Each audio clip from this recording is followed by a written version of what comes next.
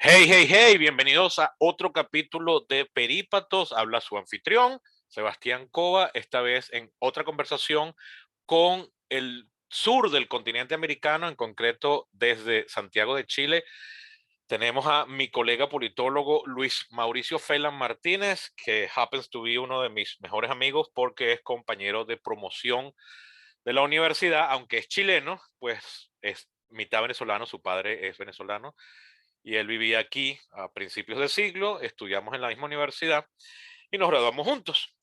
Y bueno, además de ser compañeros de muchas aventuras en las noches caraqueñas, en realidad también compartimos la pasión por la ciencia política y él ha sido mucho más constante en el ejercicio de la misma que yo, allá en su Chile, entre comillas, natal, porque realmente Luis Mauricio nació fue en Costa Rica, pero bueno, eso es más accidental que otra cosa. En el Chile donde se crió, ha sido, ha seguido ejerciendo las ciencias políticas, trabaja actualmente en la Biblioteca del Congreso de la República Chilena, también ha sido docente, ahorita ya nos contará él en qué universidad trabaja, y he decidido invitarlo al podcast porque quisiera hablar de la situación política chilena ahora que acaban de tener una elección presidencial.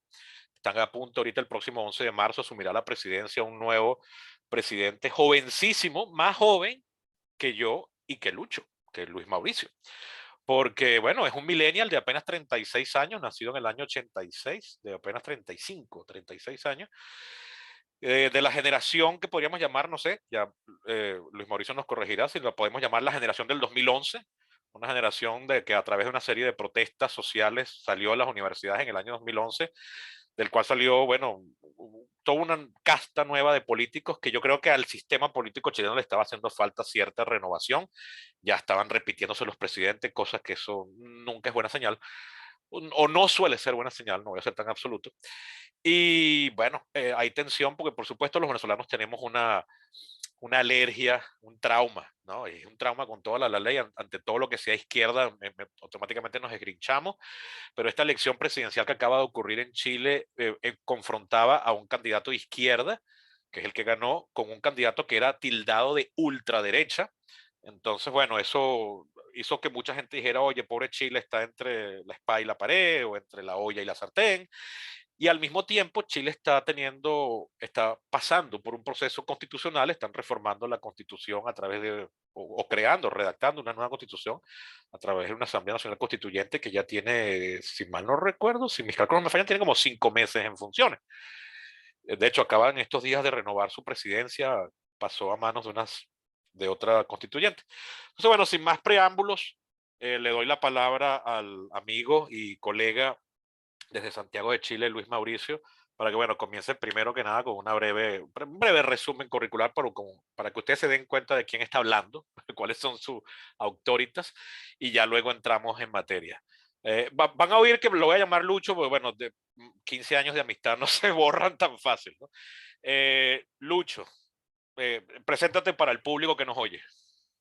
Hola Sebastián, oye, muchas gracias por invitarme. La verdad que es un gusto no solamente estar aquí, sino siempre conversar contigo. Es un tremendo placer hablar de política, entre otras cosas. Hay otras veces que no es tan placentero, pero sí, por la gran mayoría de las veces es un placer conversar contigo. La verdad que no quiero hacer un resumen curricular, porque ya creo que ya todo lo tocaste. Eh, lo único que quisiera agregar es que soy politólogo UCEBista, al igual que tú. Eso es una marca de fuego que vamos a tener orgullosamente toda la vida. Yeah, Y, yeah. y además, a ver, no solamente por la institución propiamente tal, sino por el tiempo que nos tocó vivir y estudiar. O sea, lo que estudiamos en las aulas lo confrontábamos en la calle, y eso obviamente nos dio una mirada distinta. Eh, sí, sigo trabajando en la biblioteca del Congreso, eh, y ejerzo la docencia en una universidad muy pequeña, muy modesta, pero a mí me gusta mucho. Al menos estoy trabajando ahí para subirla, por decirlo así, que es la Universidad de las Artes y las Comunicaciones en la carrera de periodismo. estoy dando los cursos de ciencia política, de relaciones internacionales. Y nada, la verdad de las cosas es que empezando de alguna manera en la docencia, aprendiendo y de a poco. Son los primeros peldaños que estoy dando allí y me gusta. Eso podría decirte en cuanto a, a lo que lo que me pediste que dijera inicialmente. Bueno, y entonces ya dada la breve resumen, pues entremos en materia. ¿Qué nuevas, no sé, qué prefieres comenzar hablando? ¿De la constituyente o de la elección presidencial? No sé, dime tú donde tú quieras. Y la verdad que o sea, la constituyente, la convención constitucional, yo siento que no hay mucho más que analizar, porque, bueno, como tú bien dices, tiene meses de haber iniciado. Eh, y es y es una instancia deliberante, es un organismo político que es nuevo no solamente para los ciudadanos, sino también para los científicos sociales, incluso para quienes están ahí trabajando. O sea, las dinámicas se gestan ahí de deliberación, de discusión, de acuerdos, de consensos, de alianzas, de estrategias, son novedosas hasta para ellos mismos. Entonces, es muy, yo creo que es muy precipitado hacer algún análisis, porque esto es algo que recién está construyéndose, es algo que está en curso. Lo único que yo podría decir ahora es que es un organismo con una representación mucho más amplia de lo que históricamente, o al menos recientemente, había logrado el sistema político chileno. Es muchísimo más amplio que la representación que tenían los partidos tradicionales chilenos. Eh, ¿Cuántos, cuántos, 100, cuántos constituyentes integran la convención? 155. Y cómo, Eh, bastante grande. ¿Y cómo fue electa por partidos o por representantes uninominales, por planchas, por listas cerradas? por listas abiertas, que obviamente se fueron conformando con distintos umbrales de inscripción para entre partidos e independientes. Eso llevó a que hubiese muchas listas de independientes y llegaran muchas listas de independientes. Eh, y además de eso, se produjo o sea, la elección para, para escogerlos a todos esos representantes se produjo en un momento particular de Chile, un contexto político y social de bastante efervescencia. Bueno, en primer lugar, la pandemia, no se sabía si iba a haber elecciones o no, y en segundo lugar, porque estábamos a pocos meses del estallido social que se inició el 18 de octubre. Entonces, Del año 19, ¿no? del año 19, sí. Sí. Entonces, claro, había un ánimo antigobierno bastante significativo y eso dio a que se viera reflejado en los resultados de esa elección. Y por ende, las listas de independientes, como los partidos de izquierda, tuvieron una votación amplísima y la derecha y los partidos tradicionales tengan una representación bajísima. O sea, ni siquiera una tercera parte de la convención está conformada por personas de la derecha, ¿no? Partidos tradicionales, por ejemplo, como la Democracia Cristiana, que es el símil de Copey, tiene un solo representante, y ese es uno de los partidos más importantes de Chile, tuvo dos Wow. presidentes en los años 90, Sí. ¿no? Lo mismo pasa con el Partido por la Democracia, que es el partido que llevó a Ricardo Lago junto con el Partido Socialista. Y ese partido solamente tiene un representante, que fue un ex senador. Entonces, bueno, y la derecha también, hay dos derechas, ¿no? Hay derechas independientes, pero o sea, y hay otra derecha un poco más tradicional. Y entonces, claro, eso ha llevado a que, por ejemplo, recientemente a la hora de escoger la mesa directiva, la, la, se evidenciara la cantidad de fuerzas o la diversidad de fuerzas que hay al interior de la convención y que, por ejemplo, denote que hay muchas izquierdas, por decirlo de alguna manera. Yo siempre he sido contrario a esa a esa descripción de que hay muchas izquierdas. Yo creo que la izquierda, o sea, claro, puede haber una izquierda más democrática y otra menos, o sea, y otra más marxista, por decirlo de alguna manera, pero en este caso lo que hay son representantes de izquierda que son más independientes y otros que están más apegados a las estructuras de los partidos. Hay algunos que quieren seguirse manteniendo como que limpios, ¿no? de los pasados partidistas, y hay otros que no tienen problema en institucionalizarse. Entonces, claro, hay ciertas diferencias respecto a ciertas ideas, eh, pero finalmente son partidos que se reconocen o se sitúan dentro de las tendencias de izquierda tradicional. Entonces, claro, es un organismo que yo, mira, siento que está trabajando con todo lo que se le pueda criticar, ha tenido bastante mala publicidad. Dentro de los mismos convencionalistas no ha habido tampoco una, una, una, una comunicación ordenada o una comunicación efectiva a la hora de transmitir lo que están haciendo. Eh, y nada, como todo órgano deliberante y sobre todo conformado con políticos que están recién estrenándose en la política y que están aprendiendo cosas de política, porque claro, hay una buena cantidad de convencionalistas ahí que no tenían idea de nada, o sea, no tenían idea, yo creo que con suerte sabían lo que era una constitución. Están ahora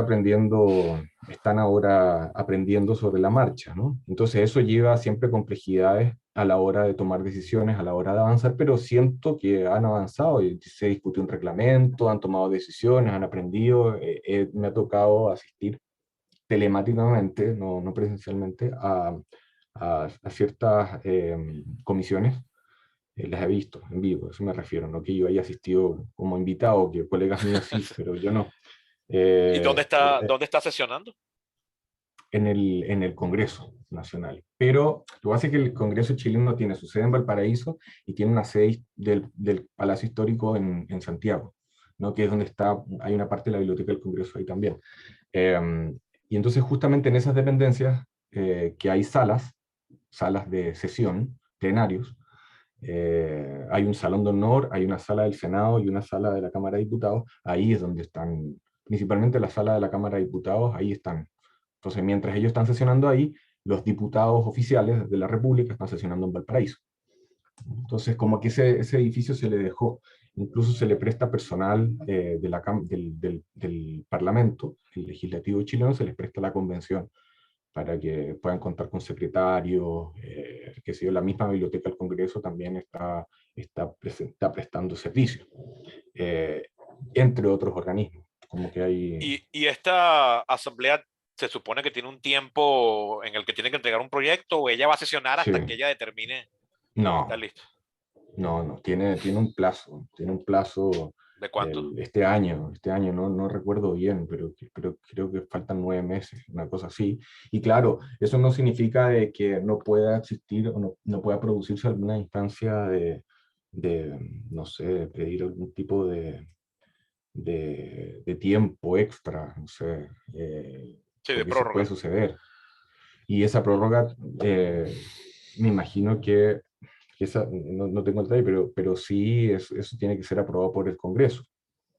No es que ellos decían arbitrariamente, unilateralmente, decir, estamos a 10 Ah, o rangos sea que más. no es una instancia soberana que esté por encima de todas las demás como se No, pretendió la de aquí en el no, año 99.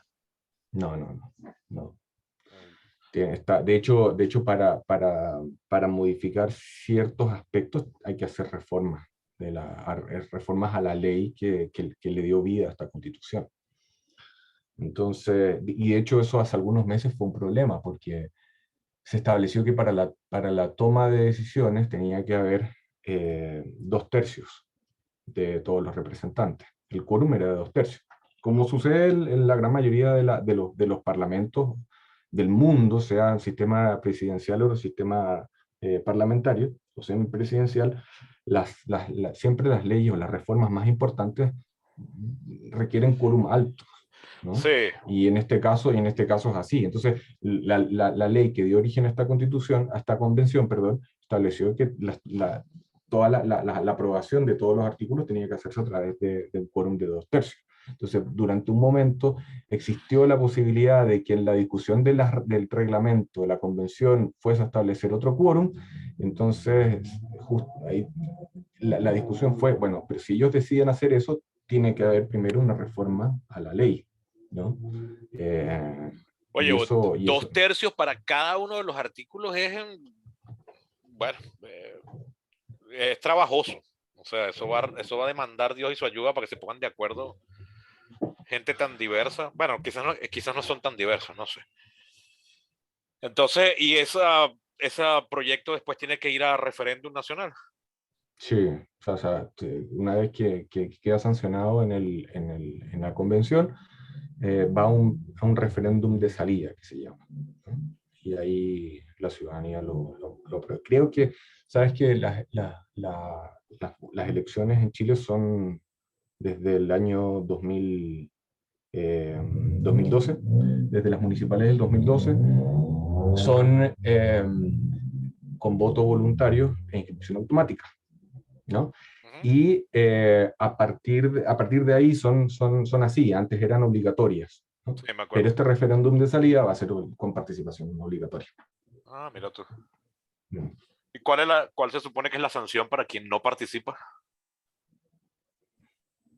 Mira, antiguamente eran multas que nadie cobraba y nadie pagaba. Eh, y ahora no sé cómo será eso, me imagino que se tendrá que definir, porque tendrá que haber algún tipo de, no sé, reglamento que acompañe a esa decisión. Pero claro, antes era un monto que variaba dependiendo, no sé, de la excusa, no sé qué cosa. Y eso hacía que en un momento de voto obligatorio la gente, no sé, que no podía, se justificara para no tener que pagar esas multas.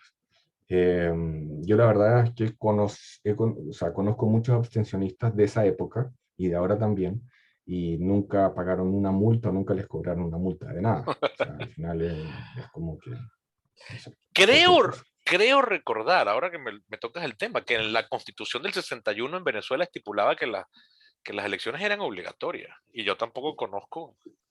La verdad es que no creo haber conocido ningún abstencionista en los años 90, pero tampoco supe de nadie que multasen. Entonces, pero no sé, puedo estar equivocado. No tengo yo tenía esa constitución por aquí, pero no me voy a poner a buscar eso ahorita. Em, y una cosa que yo sentía necesidad de comentar, porque una vez más el trauma venezolano hace que mucha gente se esgrinche y crea que entonces ya empezaron con lo de la constituyente, ya van a desgraciar ese país. Y yo pienso, tanto Rafael Correa como Evo Morales en sus respectivos países, cuando llegaron a la presidencia, promovieron una modificación a la constitución.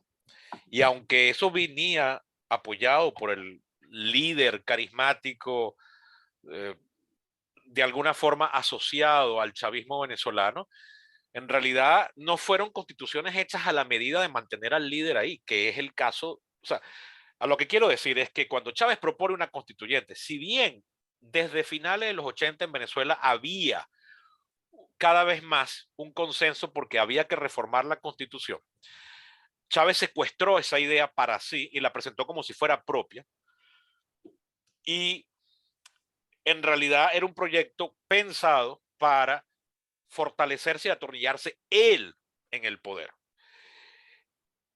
Si bien las reformas o las renovaciones constitucionales en Ecuador y Chile también fueron apoyadas o fueron promovidas por dos presidentes que se afiliaron a Chávez, que pertenecían a lo que yo siempre he llamado la Chavinter, el chavismo internacional, no, esas constituciones no se convirtieron en formas de plagar y minar a la administración pública y a todo el aparato del Estado de acólitos, y estos presidentes eventualmente salieron del poder. En Chile, corrígeme si me equivoco, menos aún todavía, porque no hay ningún líder carismático que haya propuesto la constituyente como una promesa electoral. De hecho, es el presidente saliente quien, en respuesta a una crisis, propone un referéndum para convocar una nueva constituyente, pero aquí no hay ningún líder poderoso que está dirigiendo, porque Chávez regañaba a los constituyentes cuando votaban algo o aprobaban algo que él no quería. O sea, por ejemplo, Mm. algo tan tonto como cuando la constituyente se instala, Chávez les entrega un proyecto de propuesta, que entre una de las cosas que sorprendió a mucha gente es que le cambiaba el nombre del país, de República de Venezuela a República Bolivariana de Venezuela. Luego los constituyentes, donde todos menos 4 eran chavistas, una de las primeras cosas que votaron fue no cambiarle el nombre al país. Casualmente en un momento en que Chávez estaba de viaje. Y cuando Chávez volvió, públicamente regañó a los diputados por no haber hecho eso. Y en la siguiente sesión le cambiaron el nombre del país. Eso no está sucediendo en Chile, correcto, ¿no? Aquí Mm. disculpa que sea yo el que te Sí, esté hablando como si yo fuese el experto, no, está pero bien. en ese sentido creo que es así efectivamente. Bueno, ya me estás diciendo que sí. Entonces, asumo que aunque haya mayoría de gente que se dice de izquierda, que hay más representación de una izquierda nueva que de la izquierda anterior o de los partidos tradicionales, no hay ninguna fuerza o ningún caudillo que los agrupe a todos. Por lo tanto, esa constitución es más deliberativa en el sentido ideal del término de lo que fue la constituyente venezolana en el año 99. Esto lo estoy diciendo, entre otras cosas, como para quitarle un poco de miedo a la gente. No quiero decir con esto que, no, entonces esta constitución va a ser buenísima y todo va a cambiar para bien. No necesariamente, Es pero que, claro, porque además no está escrita aún. exacto, pero sí creo que lo que sí hay que quitarse de la cabeza es que ya se fue todo a la mierda y están proponiendo una vaina para peor, para desgraciar ese país, siguiendo el modelo venezolano. Como para empezar, el modelo venezolano le está faltando ahí el gran caudillo, redentor y Sí, mesiánico. o sea, y es que además de eso hay otras condiciones que también faltan. O sea, gobernaría, crisis y cambio de Alcántara Sáez, y entre otros autores de la literatura, siempre, o sea, cuando te describen los momentos constitucionales, siempre se deben a varias razones, pero dos, o fundamentalmente es cuando hay cambios de gobierno, cuando hay cambios de ciclo, cuando hay una revolución, cuando hay una revuelta. En el caso de Venezuela no fue así, ¿no? O sea, en el caso de Venezuela simplemente fue un gobierno, como tú dices, de características populistas, mesiánico, y de alguna manera forjó una institucionalidad nueva, y forzó quizás ciertos mecanismos institucionales para poder crear una nueva constitución. En este caso no. En este caso la situación es distinta porque sí hubo una crisis social. O sea, un detalle a esto. En el gobierno de Bachelet II, ¿no?, que fue el anterior al de Piñera, Uh -huh. que culminó el 2018, eh, ella durante su gobierno impulsó la posibilidad de crear una nueva constitución y se celebraron cabildos populares, cabildos financiados con fondos del Estado, con profesionales y se recogió información de allí y la gente participaba en las plazas, en los parques. Era otros momentos no había pandemia, sin mascarilla, la gente iba y participaba de eso. Y entonces, pero eso no llegó a buen puerto. ¿Por qué no llegó a buen puerto? Porque se necesitaba una reforma en el Parlamento para hacerlo. ¿Me entiendes? Porque de ninguna manera se iba a plantear, porque Chile es un país de tradición institucionalista. Entonces eso no iba a progresar si es que no se contaba con el apoyo del Parlamento. Y entonces, claro, una de las grandes respuestas, o una de las oposiciones, de la oposición de aquella época, valga la redundancia, que es el oficialismo de hoy, con el gobierno de Piñera, la centro derecha y la derecha decían: no tiene sentido que cambiemos la constitución porque no hay ningún momento de crisis, estamos en un momento de estabilidad económica, de estabilidad política, no tiene sentido que hagamos un cambio de constitución. Y ese fue el gran caballito de batalla de la derecha. Entonces, claro, ocurre 2 años más tarde el estallido social de octubre del 2019 y sí se crean las condiciones para un cambio de la Constitución. Y eso es justamente lo que nace con el acuerdo del veintitanto de noviembre, el 14 de noviembre, ¿no? Un mes después del estallido social, un mes después que estaban explotadas las calles, que estaban saqueando supermercados, que estaban quemando autobuses de transporte público, es en el Parlamento, justamente donde se está sesionando ahora la convención, en el ex Congreso, es que surge a través de un grupo transversal, acá en Chile les gusta usar mucho esa palabra transversal, grupo transversal de parlamentarios de todos los sectores políticos, acuerdan, entre los que estaba el presidente electo, acuerdan entonces el acuerdo de paz y la O nueva sea, ya va, constitución. que hiciste el ahora presidente electo, entonces diputado, ¿no? Exacto. Gabriel Boric. Y, Boric, y Ajá, Boric. todavía es diputado, ¿no? Hasta marzo. Entonces, ese acuerdo permitió sentar las bases y crear los acuerdos políticos para luego impulsar una reforma constitucional que permita entonces la convención constituyente. Es decir, nace del propio Congreso. Ahora, ¿cuál es la participación del presidente? Bueno, el presidente en el papel directamente no tuvo mayor incidencia. Esto surge como una iniciativa supuestamente del Parlamento, aunque días antes Piñera había salido diciendo que iban a ver si iban a anunciar cambios en los días siguientes. Pero lo interesante es que Chile, como es tiene un régimen de gobierno presidencialista, para que un proyecto, para que una iniciativa sea ley, necesariamente tiene que tener la firma del presidente, y en este caso la tuvo. Entonces, eh, no, cualquier persona que busque Acuerdo por la Paz en Google va a ver una foto donde están todos los parlamentarios y parlamentarias eh, representados transversalmente, y ellos firmaron ese acuerdo. Entonces, claro, ahí es donde viene la respuesta puntual a tu pregunta. Este es un proceso o un momento constitucional iniciado desde el seno del Parlamento, ¿no? O para dar respuesta a una crisis social. Esa crisis, ese estallido, a, a mí en particular me agarró de sorpresa. Yo no paraba de sorprenderme cuando veía lo que estaba pasando, pero estaba haciendo memoria y no recuerdo qué fue lo que lo gatilló. ¿Cuál fue la mecha porque siempre hay Es una cosa que anecdótica ahí, que si sí, sí, sí, sí, a sí. una viejita le dieron un garrotazo en una cola del Rompieron un automercado. jarrón como el caso de Colombia. Sí, Sí, sí, exacto. sí, Siempre sí. hay una explicación anecdótica, pero que La muerte del archiduque. es Sí, una cosa así. sí, aquí fue el, em, hubo un alza en el precio en el pasaje del transporte público de 30 pesos. No sé, el clásico Eso, latinoamericano. claro. Entonces, eso llevó a que los estudiantes del Liceo Nacional, que es el liceo emblemático más importante de Chile, donde han salido muchos presidentes, ministros, qué sé yo, un liceo público, se saltaron los torniquetes del, eh, del metro, ¿no? Entonces, como Ya. se los llevaban días saltándoselo, empezaron a llevar a los carabineros, y los carabineros, bueno, nada, represión, o sea, los carabineros no se andan con cuentos.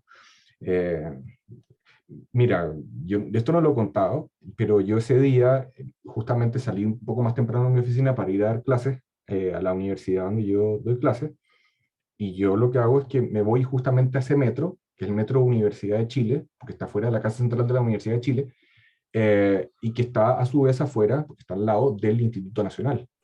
Y yo cuando llego al metro, estaba con un amigo que vino a verme desde Chicago, un gringo, llegó justo ese día, mala suerte, y entonces Coñas. llegamos juntos al metro Universidad de Chile, y yo lo primero que veo es los carabineros cerrando la puerta del metro, que son unas puertas de acero así grandes, como con una malla de acero apretada, y los carabineros estaban encerrando a los, a los, a los chicos del liceo adentro del metro. Y empecé a ver un grupo de otros carabineros queriendo entrar por otra puerta. Terrible, porque imagínate tú que eres estudiante, estás protestando y te encierran en un metro. Y ves por el otro lado que van a meterse los carabineros. No sé si se metieron al final los carabineros, pero yo vi eso, y a mí no me gustan los desórdenes. O sea, siempre he sido medio quitado, oye, no me gusta, o sea, como que siempre busco el consenso, no me gustan los actos de violencia, y cuando vi eso me angustié. O sea, fue como que, pobre chamo, de verdad que Sí, le va a llegar. y una cosa que a mí me sorprendió con total independencia de luego el uso propagandístico que se le dio a eso, es que, oye, parecía que Carabineros, a mí la impresión que me dio es que no había pasado un año desde 1990. O sea, algunas de las Sí. prácticas. Uno, uno, uno podría asumir, yo podría asumir Mm. que se exageró y que se exageró en la denuncia, digo. Pero se denunciaron cosas muy feas ahí. Y uno podía ver en la televisión, oye, capaz no hay necesidad de controlar una manifestación así. Que tampoco creo que hay Mira, muchas, ¿no? Creo que tampoco el rango, yo nunca he estado en un cuerpo de seguridad y controlar un sí. manifestante puede ser muy difícil. Pero oye, salieron unos cuentos que no tenían nada que envidiarle. Quizás no, quizás exagero comparando a los años de la dictadura pinochetista. Oye, pero algunos de los cuentos eran idénticos a los de la represión de la policía Sí, chavista en Venezuela. hubo muchas fake news ahí también. Mm, Y el problema es que a los carabineros se les cargó mucho la mano.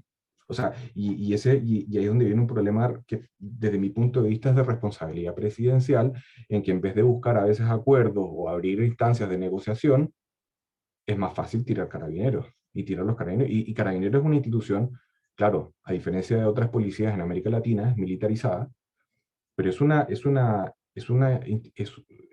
policía profesional y que ha tenido, y que en estos últimos, en los años de democracia, sí ha tenido formación en derechos humanos, sí ha tenido formación o sea, sí se ha actualizado. Chile es un país OCDE, o sea, hay ciertas, em, hay ciertas directrices propias de las policías de la OCDE que han sido aplicadas aquí. Claro, no se les ha cambiado el color al color azul, sigue siendo verde, bueno, porque hay ciertas cosas que no van a cambiar.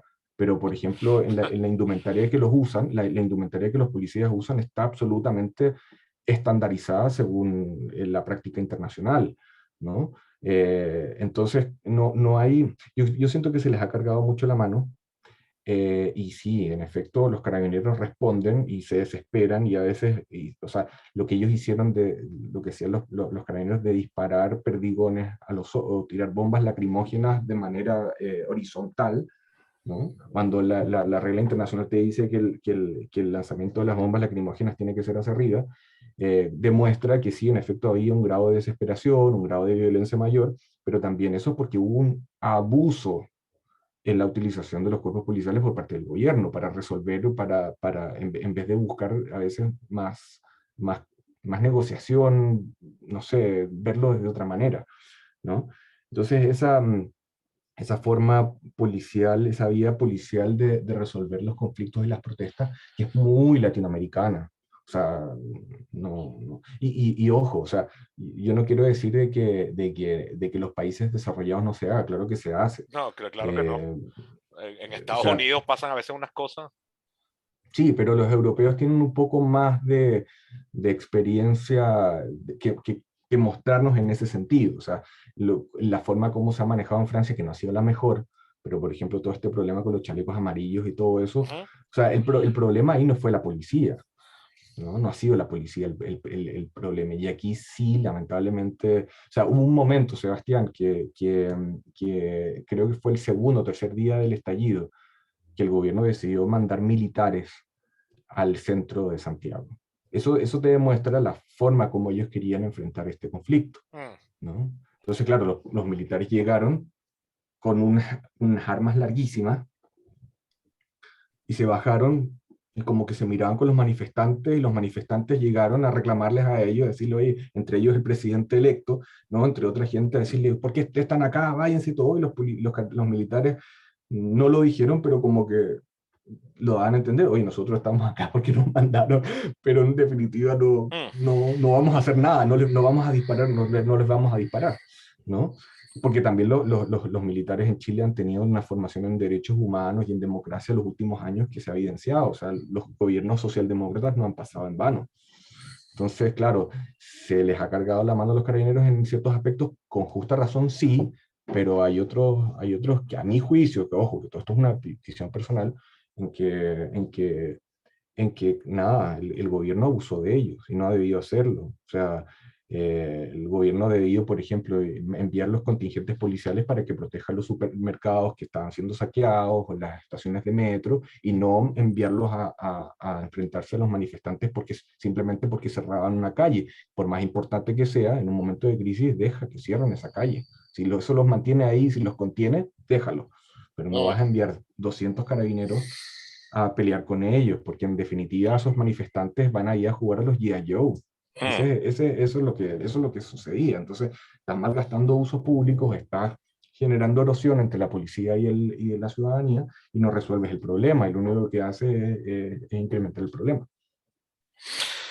Cuando tú dices cargando la mano, ¿te refieres a que se le está atribuyendo más responsabilidad y culpa de la que realmente tuvieron o que estos mismos carabineros perdieron el control de la situación en algún momento? No, cuando yo digo que se les estaba cargando la mano es que se estaba abusando de ellos, ¿no? Es como que, no sé, tratando de cavar una zanja con un rastrillo, ¿no? O sea, no, no se puede, no se puede, o sea, estaban abusando de ellos, o sea, Y esa, ahí lo que había, ahí en había esa, que negociar, había que convocar a otros actores. ahora, pero sí digo por experiencia, contemplativa, es decir, porque lo he visto suceder, no porque yo haya tratado de hacerlo. Tratar de negociar con grupos de manifestantes que no tienen un líder, sino que son espontáneas, es bien difícil, bien difícil. Sí, Yo recuerdo, y me disculpas la anécdota tan tonta, pero mi difunto padre, que tú también conociste porque fue profesor de ambos, una vez en la Universidad Católica hubo una protesta de estudiantes. Ahorita ya, o sea, bueno, mi papá va a cumplir 9 años de muerto este año, pero puede haber sido hace 11, 12 años. Era una protesta interna de la universidad que siempre se arropaba de la lucha política externa, ¿no? Pero en esa oportunidad era una cosa interna. Estaban protestando por la inseguridad, pero protestaron un día en la tarde-noche, o sea, no fue que protestaron todo el día, sino protestaron como a las 5 de la tarde, una cosa así. Mi papá tenía que salir para ir a clases de posgrado, creo, y no lograba salir porque los estudiantes tenían todas las puertas. Yo me acuerdo que él llegó aquí histérico. Mi papá era sociólogo, para quien no sepa de quién estoy hablando. Y entonces este tipo digamos que estaba como entrenado para tratar de entender estos episodios sociales. Y yo recuerdo que él había llegado como frustrado y desesperado y decía, era imposible, porque tú hablabas con uno, tenías que hablar con cada uno por separado. Y entonces mm, tú hablabas con A, mientras B, C, D, X, Y estaban trancando la puerta, entonces tú convencías a A, pero entonces A no lograba nada, porque A no tenía la más mínima autoridad, ni fuerza, ni influencia sobre B, C, D, E, F, G, H, I. Entonces tú tenías que ir a hablar con nosotros y todo simple y llanamente para que me dejaran salir. Y yo ni siquiera entendía. Y yo me acuerdo que yo le pregunto, ¿pero por qué estaban manifestando? Y él se llevaba las manos a la cabeza y me decía, no sé, no sé, yo todavía a estas alturas no sé qué era lo que estaban protestando. Y te estoy hablando de una manifestación en la Universidad Católica Andrés Bello de Caracas, que es socialmente más homogénea. A esa, por la hora en que sucedió esto, tiene que haber sido estudiantes de 2 o 3 escuelas nada más, porque a esa hora solamente habían abiertas 3 escuelas. En la Universidad Católica casi todas las materias casi todas las carreras se ven en la mañana. Eh, y total que a estas alturas, este cuento, como te digo, tiene más de 10 años, todavía no sabemos qué pasó ahí. Entonces, cuando te oigo, yo digo, sí, se debe haber tratado de negociar, pero como eso no eran hordas mandadas por un líder, sino eran, en todo caso, hordas espontáneas, es difícil. Ahí no estoy diciendo que no tengas razón, porque de hecho coincido contigo, pero ¿quién era el líder en aquello? ¿No? Yo imagino que el actual presidente electo, entonces diputado, trataban de capitalizar aquello, pero te apuesto que él no. tampoco tenía mayor influencia sobre ninguna de aquellas personas. O sea, lo que pasa es que, claro, al momento de no haber un líder, nos encontramos con una masa morfa variopinta en todo tipo y eso incluye obviamente su apego a liderazgo. Ahora, Sí, y además el que donde, problema que donde puede haber casualmente en una calle, donde puede haber adolescentes fastidiados simplemente queriendo joder por joder. no sé, o sea, Digo que, no digo que sí, fuese lo que sí, sucediese, sino que te entiendo, sí. potencialmente, sí. Sí, bueno, después podemos ahondar en las causas del estallido social, pero sí yo creo que aquí hay dos puntos. En primer lugar, es que la capacidad de negociación o la capacidad política para solucionar conflictos por parte del gobierno siempre ha sido mala. Siempre ha sido, o sea, al menos, y cuando digo gobierno del presidente Piñera, o sea, no sé si es que ha tenido malos asesores, pero la derecha históricamente en Chile no ha tenido esa capacidad de, de, de, de disolver política y estratégicamente los conatos de conflicto, ¿no? Eso por una parte. El otro punto es que, tocando lo anterior, el aspecto policial, que no sé si no lo dejé en claro, medio lo mencioné, pero sí hubo represión por parte de carabineros que fue muy fea. Es a Sí lo que te hubo, decía, o es lo sea, que te decía al principio. sí hubo gente ciega, gente que le dispararon perdigones en los ojos y perdió la vista. Sí hubo manifestantes que los llevaron presos y que estuvieron días encerrados en cuarteles. Obviamente no fueron torturados, que yo sepa, o no se sabe yo, pero sí los encerraron más tiempo de la cuenta y los trataron mal y les pegaron. Y muchos de ellos no estaban cometiendo delitos, pero o sea, eso sucede siempre, o sea, eso no es algo particular, pero sucedió aquí. Por lo tanto, a la hora de negociar, ahora el gobierno, cuando recién se dispuso a negociar con los manifestantes o con los líderes o con los pequeños líderes que habían surgido en ese momento, no había mucho que negociar porque había que solucionar el problema de los derechos humanos, que fue evidente, ¿entiendes? O sea, eso no fue un invento. Hubo una violación, hubo ciertas violaciones a los derechos humanos que, claro, para muchos sectores de la derecha, o sea, sectores conservadores, no los hubo porque, claro, si se comparan con los de Pinochet, sí, o sea, fueron bofeteadas de abuelita, pero sí son violaciones a los derechos humanos, o sea, el hecho de los disparos de perdigones, bueno, todo esto que hemos venido comentando, yo tuve alumnos que me contaron que vivieron situaciones simplemente por estar grabando, porque son estudiantes de periodismo que se tomaron en serio su profesión y se fueron a grabar, ¿no? Y por ese hecho, y no estar disparando ni nada, ni estar tirando piedras ni nada, los llevaron, los golpearon, los dejaron a la intemperie, mientras los sacaba alguien.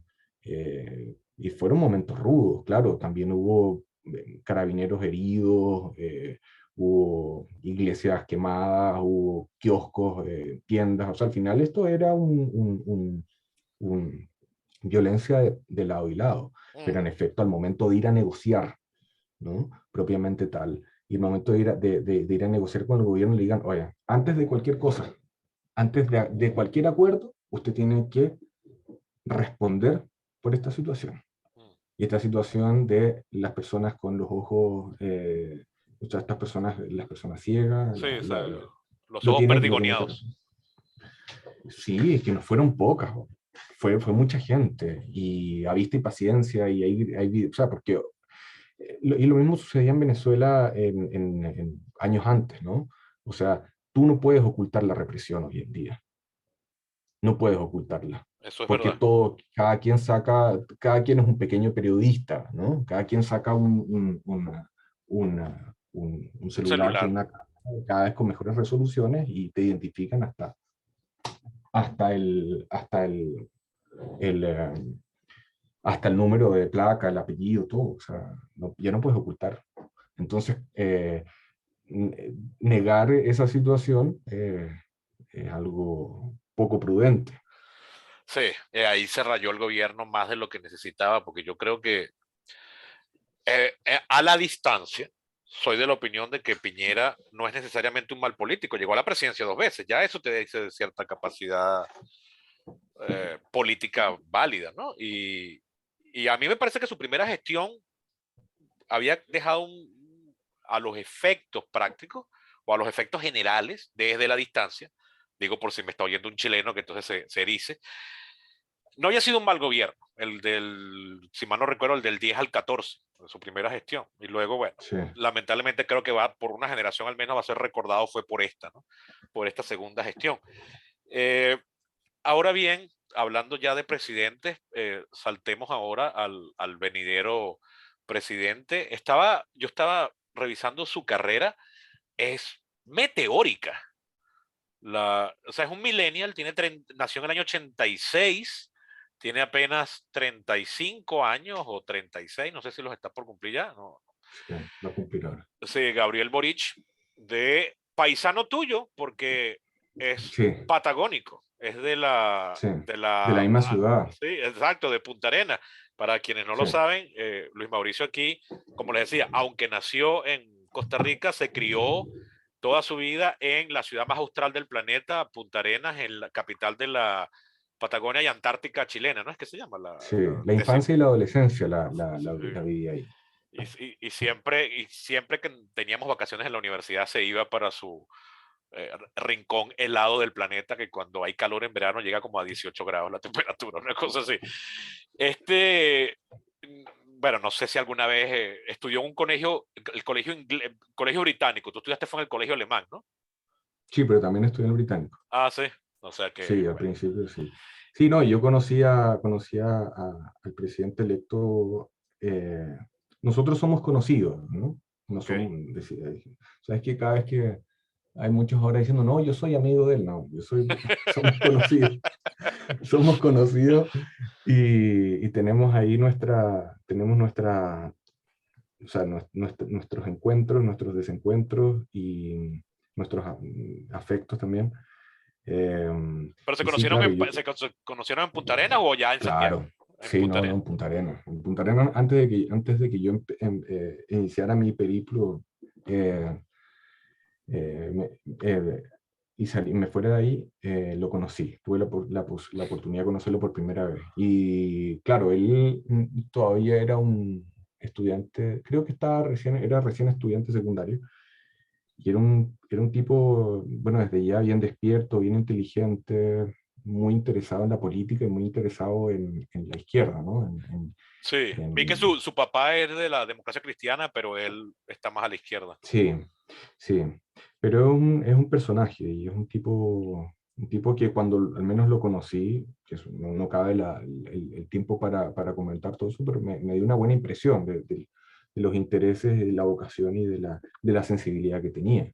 Entonces, claro, cuando yo me voy, bueno, primero a Europa, después a todos esos años en Venezuela, casi una década afuera, y cuando volví, él ya estaba de presidente Federación del de centro de Estudiantes, ¿no? estudiantes, no, centro de estudiantes de la Facultad de Derecho de Ah, la de Chile. exacto. Y De no me la- extrañó, no me extrañó, o sea, que el tipo ya fuese conocido, y dije, bueno, este tipo ya pintaba, ya iba a ser, prometía que algo así iba a ser, ¿no? Por las inquietudes que tenía. No me extrañó. Ahora, Y estaba sí, viendo que él salta a la palestra pública nacional el mismo año 11 en que saltó también la ahora diputada Vallejo. ¿Cómo es que es el nombre de ella? Valeria, ¿es qué? sí, no, Valentina. Vale, No, Camila. Camila. Camila Vallejo, que Sí, en Venezuela causó escosor porque, por supuesto, el chavismo corrió además de que ella tiene la particularidad de que es realmente atractiva, o sea, es bella, entonces el chavismo como que quiso anotarse un punto doble, diciendo una diputada comunista, o sea, una estudiante, perdón, en ese momento, que además es bonita, o sea, ahí como que querían jugar, lo estoy diciendo desde la venezolanidad, no estoy queriendo meterme con los chilenos, pero la actitud del chavismo era como que querían apuntarse dos victorias ahí, ¿no? Y entonces, claro, ella creo que vino a Venezuela o el chavismo en algún acto allá como que dijo, esta es de las nuestras, ella es diputada comunista, pero estaba viendo que Boric, si bien surgió en esas mismas manifestaciones y se considera de izquierda, él llegó a ser una alternativa a Vallejo en las elecciones de los centros de estudiantes. O sea, sí, es una izquierda, sí. pero que no tan a la izquierda, ¿no? Es que ese es el tema. Es que hoy desde el punto de vista ideológico no, hay muchos matices y tú no puedes establecer tampoco unas categorías con tanta precisión, porque además esas mismas categorías o esas mismas definiciones van cambiando en la medida de los tiempos y el contexto. En el caso, sí, la trayectoria del presidente electo ha sido, ha sido no, de enfrentamiento controlado, pacífico, eh, con el Partido Comunista, ¿no? O sea, primero la presidenta de la Federación de Estudiantes de, de Chile, de todos los universitarios, de la FEUCH, de la Universidad de Chile, fue ella.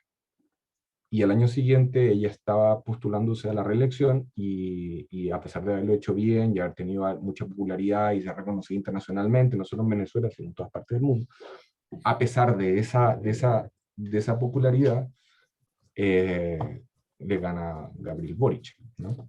Y hay diferencias, por cierto, entre ellos en un montón de aspectos, pero obviamente ellos forman parte de de una misma coalición, Mm. ¿no? O sea, ellos, o sea, tanto en el trabajo legislativo como en la vida actual, es decir, desde de la alianza electoral para poder llegar ahora a la presidencia, forman parte de de un mismo pacto, ¿no? Ahora, hay algo que me preocupa un poco, porque tampoco es tan grave, pero porque no es tan grave porque está pasando en todo el planeta, pero es grave porque revela algo.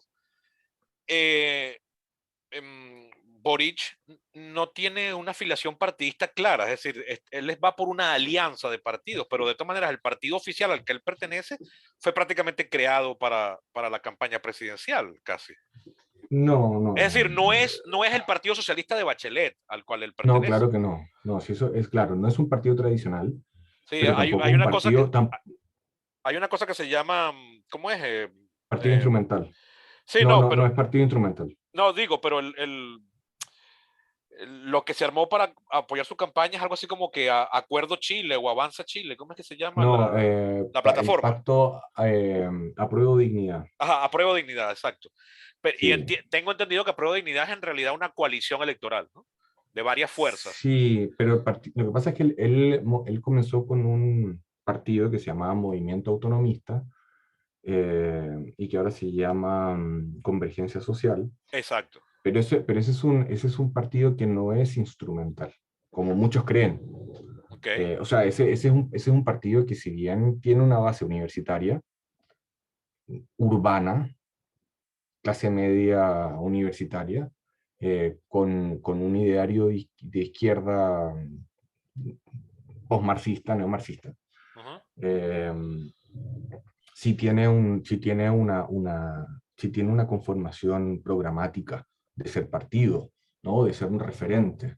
Ujú. Claro, obviamente con una pata dentro de los movimientos sociales, pero no es un partido instrumental que se haya hecho con fines electorales, no es un partido maletín como esos de Juan Bimba, que te acuerdas que se llamaban en la época Sí. en Venezuela, o que aquí en Chile también se han formado algunos. No, no, no es un partido instrumental, o sea, es un partido realmente conformado que, claro, se ha desmembrado en los últimos años producto de una serie de desavenencias, entre ellas por lo que hablamos hace un momento, el pacto el pacto por la paz y la nueva constitución generó un quiebre dentro de ese partido, y entonces muchos de los referentes que tenía ese partido se fueron porque no apoyaron la nueva constitución.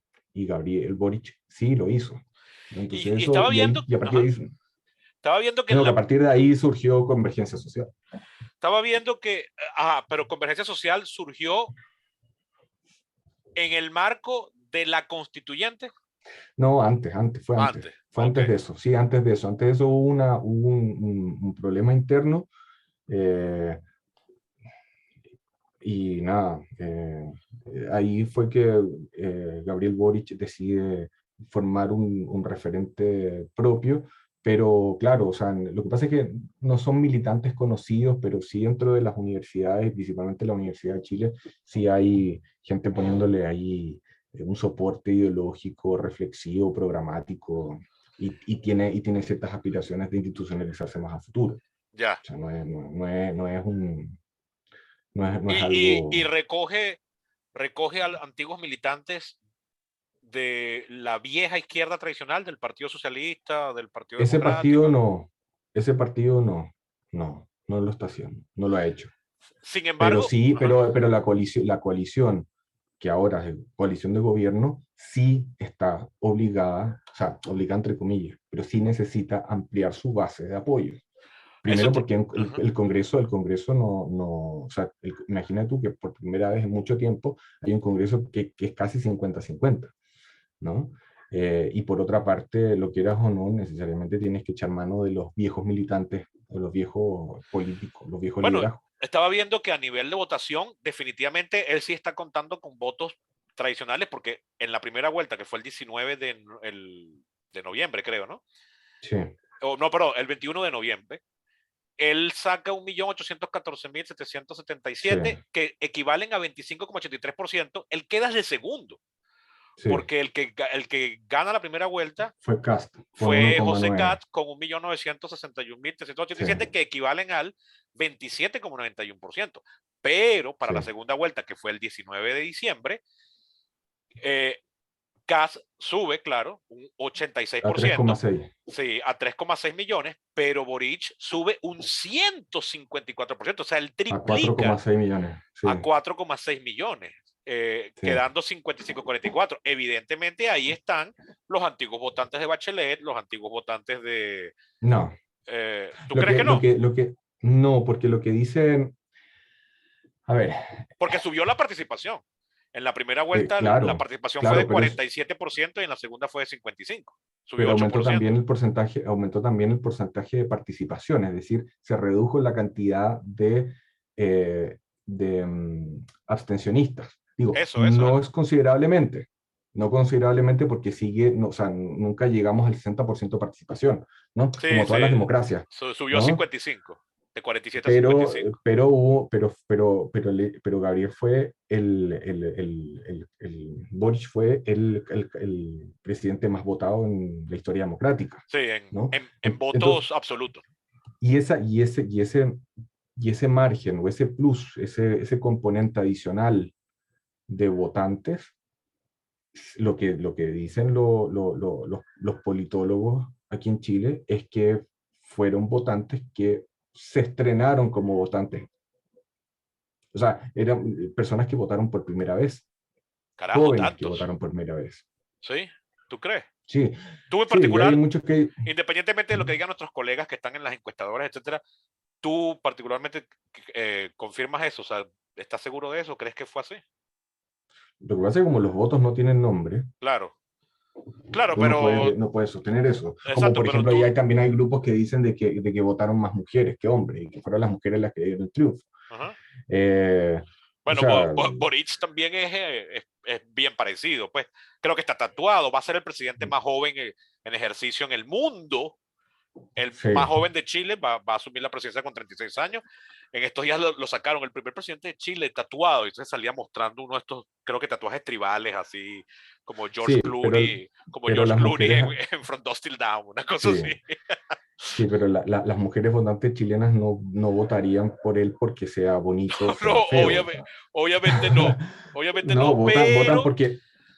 pero ojo, yo sí creo las teorías que establece Bernard Manin en uno de sus libros, que para mí es uno de los libros más influyentes como politólogo, que es El gobierno representativo. Él dice que la eh, ser una persona prestigiosa ayuda muchísimo. Y una de las cosas que Sí, genera claro. prestigio es la apariencia física.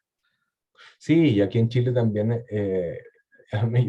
cuando Bernard Manning dice eso, yo también me acuerdo de que aquí en Chile hay muchos parlamentarios o candidatos que se muestran en las vallas publicitarias con sus delantales de médicos, cuando son médicos, porque ese prestigio les da cierta votación. En el caso de Boric no es tan así, lo que pasa es que ahí pasan dos cosas. Primero, Boric se hace eco de ciertos clamores de cambio que eran importantes, y por otra parte, el candidato al que tuvo que enfrentar Boric, que es José Antonio Kast, es un tipo que cometió demasiados errores, y es un tipo que tenía un discurso que quizás no cuadra mucho con el momento en el que estaba viviendo el país, y por otra parte abusó de ciertas ideas que al final terminaron trillándose. Por ¿A qué voy ejemplo, con esto? ajá, El tema de la seguridad. era el Explotó el tema de candidato la del orden. seguridad. Sí, sí, sí, sí, sí, sí, sí. Y al final eso llevó también a que Boric asumiera una posición moderada y centrada también en eso, o sea, decir que no iba a dejar de lado el tema de la seguridad y atender los problemas de narcotráfico en las poblaciones y eso. Pero, por ejemplo, uno de los errores de Kast fue decir de que en un primer momento, en la primera vuelta, que iba a eliminar el Ministerio de la Mujer, ¿no? Entonces después, cuando se da cuenta que eso no le es viable y más bien le es contraproducente desde el punto de vista electoral, recula y dice, no, no lo vamos a eliminar, más bien lo vamos a potenciar. Pero el problema está en que gente que no sabía, ya me tocó ver gente que no estaba bien formada políticamente y que más bien era de sectores conservadores, y decían, oye, perdió el candidato que quería eliminar el Ministerio de la Mujer, ¿no? Eso obviamente hizo mella en las mujeres y en la sociedad, porque lo queramos o no, yo sé que hay muchos críticos, pero el movimiento feminista, al menos en Chile, y yo sé que en todas partes del mundo, está poniendo a la palestra, poniendo en la agenda temas que son reales, ¿no? Sí, estamos en la era post-Me Too. Claro, pero es que además de todo eso, que esos son como que pequeñas campañas para visibilizar ciertos temas que sí son legítimos, pero no sé, hay cosas básicas como por ejemplo el hecho de que son aquí en Chile ahora las, no sé, las 12 de la noche o a las 11 de la noche. Una mujer no puede salir a hacer ejercicios a la calle, a correr. Se ve expuesto a un montón de problemas y yo sí puedo, ¿no? Entonces ese tipo de cosas que son mínimas o de repente el discurso, o cosas que se nos van a veces en el lenguaje, que sí a veces pueden ser discriminatorias y ellas tienen, y el movimiento feminista tiene un punto. Entonces, eh, la candidatura de Gabriel Boric lo que dice en su momento es, bueno, yo voy a asumir esto y me voy a formar, porque a todo esto, uno de los errores del candidato contrincante de Boric fue decirle, oye, tú tuviste un problema de acoso sexual hace algunos años y todo eso, y sí, en efecto existió un problema por el estilo, pero la misma víctima después salió aclarando de que sí, fue algo que se resolvió, que sucedió, que se resolvió en el momento y que ella no quiere que se preste ese caso para darle más voto al contrincante o más apoyo al contrincante, que ella ya ella lo condena, pero que de alguna manera valora el esfuerzo que está haciendo el candidato por superar y por aprender. En definitiva, esa es un poco la actitud que se pide, ¿no? Que uno manifieste cierta humildad y cierta disposición a aprender y a superar esos Ahora, problemas. y Boris lo que sí tiene que tener, con total independencia de cualquier inclinación jocosa que quise sacar anterior, que no buscaba ser disminutiva mosca, lo que sí tiene que tener Boris es una labia tremenda, porque de verdad, lo rápida que ha sido su carrera, llegar a la presidencia a esa edad, o sea, de verdad, Yo, o sea, ni Kennedy llegó a los 42, sí, Obama a los 46, y bueno, en algunos países europeos ha habido primeros ministros. Bueno, en Venezuela Rómulo Betancourt fue presidente cuando presidió el trienio con 35, si mal no recuerdo. bueno, Alan García creo que en su primer gobierno fue también joven, no sé qué edad tenía, no sé si habrá tenido 37 años, no sé muy bien Sí. la edad. Alan Gobierno que García en fue, su primer gobierno. gobierno que fue un desastre, valga coche. Claro, y que el mismo Carlos Andrés Pérez, que era compadre de él, le dice, yo le dije que no era un buen momento en que se presentara, antes del gobierno. Y mira, Carlos Andrés tenía razón. Pero Sí. sí, la situación es que yo no, bueno, lo de la labia, yo creo que es un político que ha aprendido y que tiene un buen discurso, como Ojo, muchos. ojo, disculpa que te interrumpa. Para los que nos están oyendo, en política tener labia es el mejor piropo que se puede hacer de un político. ¿Okay? Sí, Como en el sí, amor. claro, él tiene un buen don de la palabra, pero como sucede muchas veces, también a veces no comete errores por ello. Ahora, mi teoría es que aquí sucedió lo que nosotros en alguna vez conversamos hace algunos años y que sucede mucho en Estados Unidos y que tiene que ver con el voto anidado o los juegos anidados, el nested game. Esto de que eh, votantes de un sector político votan por un candidato de la contienda contraria para que no sea tan, o con miras a que no sea tan competitivo frente al candidato propio en una segunda instancia. ¿Te acuerdas lo que pasó en Estados Unidos, en alguno de los estados? Tú lo recordarás mejor cuando en este caso de Rush Limbaugh, que hizo un llamado para que los votantes fuesen a votar no por Obama, sino que votaran por Hillary Hillary Clinton. Clinton, Sí. para que después se enfrentaran, creo que era McCain, ¿no? Ajá, sí, eso fue en las primarias demócratas del año 8, sí.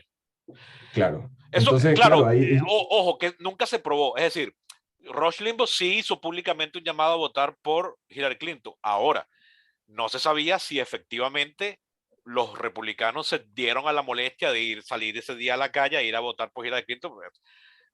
Es decir, existe la sospecha, pero nunca sabremos si de verdad pasó.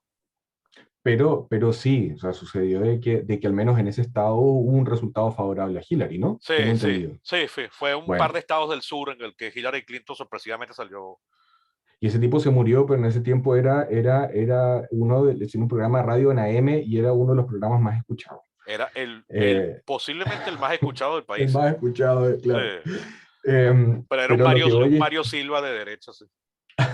sí, antisemita también, es Sí, no, de curioso. todo, paranoico. O sea, Bueno, y aquí sucedió una cosa, mutatis mutandis, sucedió algo similar en que o que hubo unas primarias el año pasado, a principios de año, y entonces los dos candidatos del sector del Pacto a Prueba de Dignidad era Daniel Jadwe del Partido Comunista y Boric.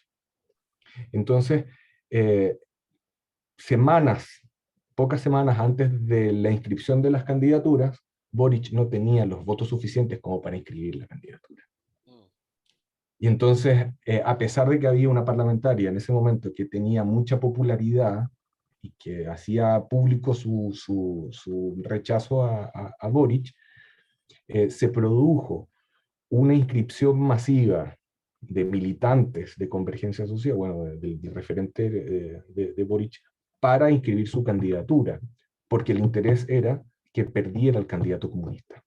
Y entonces mucha gente de sectores moderados, de sectores de centro izquierda, de centro, incluso de derecha, votaron por Boric en esa primaria para que no ganara el candidato comunista. Y eso le dio a Boric una votación altísima, y creo que duplicó al candidato comunista. Entonces ahí se produjo un juego anidado inicialmente, ¿no? Porque hubo votantes que le dieron eso. Entonces ahí empezó quizás el posicionamiento, la base electoral inicial que le dio el triunfo posterior a Gabriel. Pero hasta semanas antes de la inscripción era un candidato con bajas probabilidades, ¿no? Entonces, claro, hay algo de meteórico, sí, hay una trayectoria, porque ojo, yo siempre lo he dicho, y esto lo dije hace poco en un programa de radio, yo no, o sea, Gabriel Boric no es un aparecido, es un tipo que viene tejiendo una trayectoria desde hace una década. sí, Es un tipo que viene trabajando y que ha sido parlamentario, o sea, no es un aparecido, no es un outsider como el caso de Chávez o como el caso de otros, no, es un tipo que viene figurando en los medios de comunicación, que viene haciendo un trabajo propio de la política, que es este tejido, ¿no? Entre distintos dirigentes y todo. Y claro, sí, tuvo suerte, tuvo fortuna en sentido maquiavélico, eh, y nada, sí, bueno, llegó. más meteórica fue la carrera de Obama. Sí, a ver, vamos. Pero si comparas a Boric con Bachelet, claro, lo que pasa es que ahí está metida la dictadura y ahí no se podía participar. Pero el mismo Piñera y todo, oye, llegaron al poder mucho más viejos. Pero como digo, Pero fíjate una cosa, ahí es interesante. está la trampa de que hay unos años en los que no se podía hacer actividad política, hasta el 90, ¿no? O sea, tienes la Sí, dictadura. pero fíjate, ahí hay algo interesante, porque independientemente de lo joven que es Boric, él tiene dos elecciones parlamentarias previas. Mm, ¿Me sí. entiendes? Ujú, ujú, Bachelet no tuvo elecciones previas mm, y fue presidenta dos veces. sí, Piñera creo que tuvo dos elecciones más, dentro de las cuales una le permitió ser senador. sí. Y además, y también fue empresario exitoso y dueño del equipo de fútbol del cual tú eres hincha, ¿no? ¿Cómo que se llama? Sí, sí, sí, sí, de Colo Colo. Del Sí, Colo sí, Colo, sí, sí, exacto. sí. Mira, y ya para cerrar, quizás esto no está definido, ¿no? Pero cuando la constituyente, digo, porque este presidente en principio va a gobernar 4 años, o sea, su periodo sería de este año 22 al año 26. pero los constituyentistas han asomado la posibilidad de que la nueva constitución haga borrón y cuenta nueva y haya que renovar poderes además. Sí, sí, está considerado. Es O sea, una opción. o sea que Boris podría, en el peor de los casos, gobernar nada más un año. O dos. Sí, exacto. Sí, Claro, muy probablemente la misma constituyente le dé el derecho a volverse a postular, ¿no? claro, Pero claro. bien podrían ser el presidente también más breve de la democracia. Sí, no, claro, claro. O podría quedarse los 4 años y en el caso de que el plebiscito de salida sea rechazo de la nueva constitución. Mm. Que no Pero creo. que no creo, Pero yo tampoco creo. O sea, los chilenos han invertido mucho en eso para luego echarse para atrás. mira, yo lo único que te puedo decir, o sea, yo sé que estamos cerrando, pero yo te puedo decir dos ideas que a mí me parece que son fundamentales para comprender todo este proceso. Ujú. En primer lugar, que la elección de Boric a la presidencia es una manifestación institucional. Escuché a alguien por ahí hablar de que los chilenos tienen una porfía institucional. Y es así, o sea, el hecho de que, o sea, da cierta tranquilidad que haya tenido una votación tan amplia, porque le da un grado de legitimidad le da a su liderazgo o sea, no es esa cosa de que, votaron 4 gatos y salió y ganó con una abstención altísima, como el caso que nosotros conocemos, sino Ah, que aquí fue, o sea, aquí hubo una manifestación con varios condiciones en contra la pandemia, en el caso de la región metropolitana y las regiones las comunas más populosas con un calor horrible. O sea, estamos hablando y además de eso, lo queramos o no, es una respuesta también al estallido, porque hubo muchas posiciones en el estallido social que eran antisistémicas sí. y el liderazgo de Gabriel Boric, aunque haya sido tibio con cierta violencia y con ciertos violentos, ha sido una postura institucionalista, ¿no? Entonces, el apoyo a él es y el hecho de ir a votar por él, de ir a votar, de ir a creer en las elecciones como un mecanismo de elección popular, eso también es parte de la porfía institucional. Pero tú, creo que no, porque yo no he visto tampoco eso, pero yo estoy muy lejos.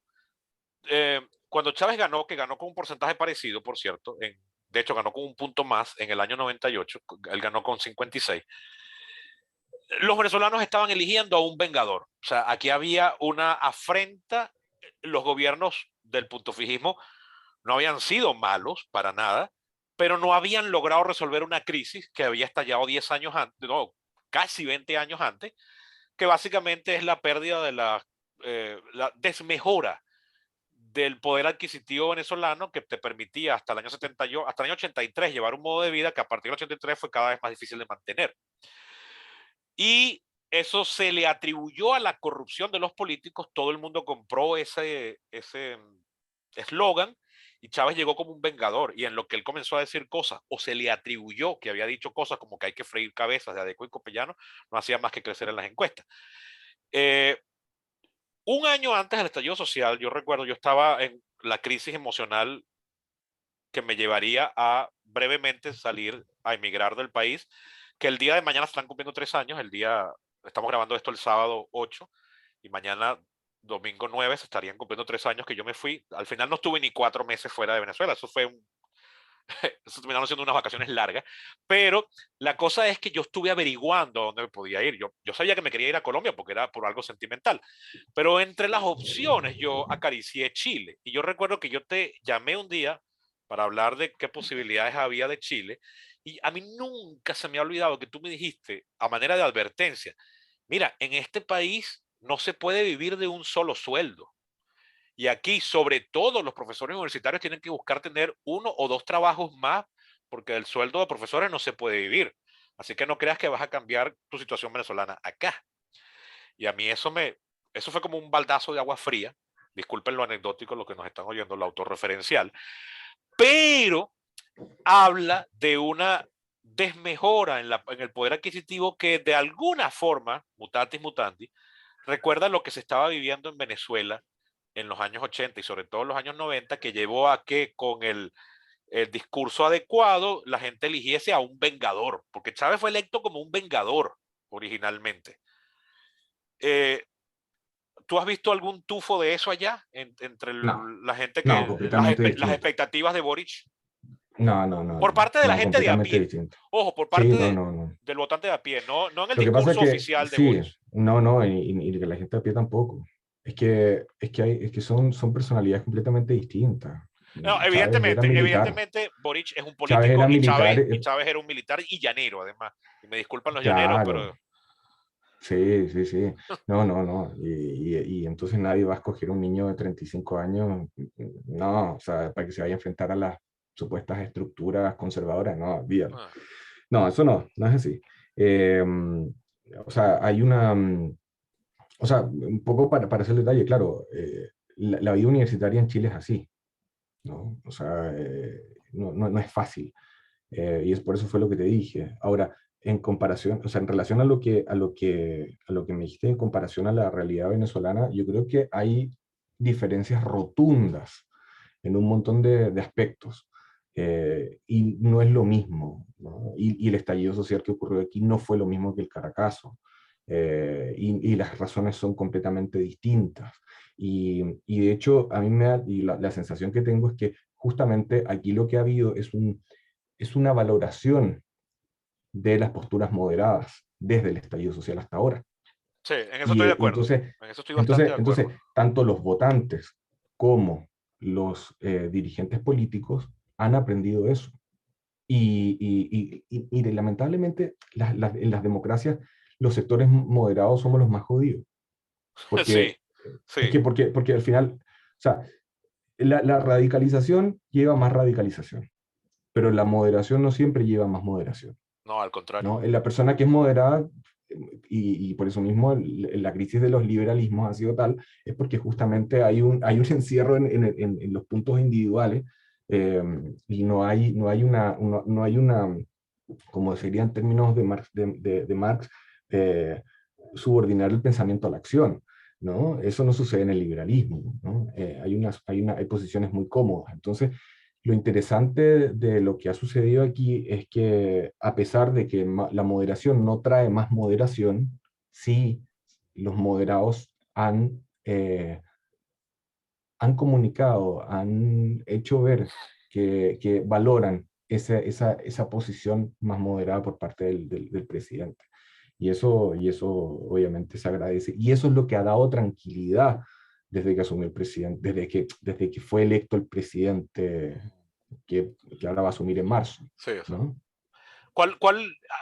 Y ya con esto cerramos. En resumidas cuentas, ¿cuál es su cam- pro- promesa de campaña? ¿Tiene alguna promesa central? Por ejemplo, ahorita que lo mencionaba, Obama tenía en el 2008 la promesa de la reforma al sistema de salud y le estalla, durante la elección, le estalla la crisis bancaria de la gran recesión y tuvo que atajar eso primero. Pero su gran promesa, y por lo que se le recuerda más precisamente, que le pusieron su nombre, no oficialmente, eso se llama el Affordable Care Act, pero se le pasó a conocer con Obamacare. Es- Sí, ¿Boric tiene alguna promesa central o tiene una colección tiene un así rosario de... sí, o sea, así de definido como un Obamacare o algo por el estilo, no, pero sí hay lineamientos que apuntan a una mayor intervención, mayor participación del Estado en el sistema de pensiones, sistema de previsión social en general, Okay. que hoy está eso en manos de empresas privadas. Eh, que bueno, que tiene sus luces, pero tiene muchas sombras y ha estado generando mucha pobreza en los últimos años y eso fue parte también del estallido social. Eh, lo que pasa es que es difícil porque, por ejemplo, todos los movimientos ecologistas apoyan la candidatura de Gabriel Boric, pero no hay ahí un programa definido que diga, oye, vamos a actuar en esto, vamos a crear un servicio para la conservación de los ecosistemas marinos, se invento. ¿Entiendes? No hay ese nivel de detalle, sino que simplemente hay ejes estratégicos que son los que hacen que coincidan y que muchos de los sectores políticos lo asuman como propio y voten por él. Lo O único que yo sea, te puedo decir es, no hizo algo como lo que hizo ahorita Biden en la campaña, que era que para el 2030 50% de los carros que se vendan sean eléctricos. cosas así. O Eh, emisión cero. sí, sí, o sea, hay datos así, eh, pero no algo que lo caracterice a él, que tú digas, Gabriel Boric, El presidente ecologista, ¿no? 100% la descarbonización del transporte público al 2024, no, Ajá, no. ya. Pero sí los tiene, o sea, su programa está y el programa está descargable y ahí lo pueden ver. Lo único que, o sea, yo lo que pienso es que independientemente de lo que haya propuesto en su programa de gobierno, el contexto en el cual le toca asumir es muy complejo, es muy complejo.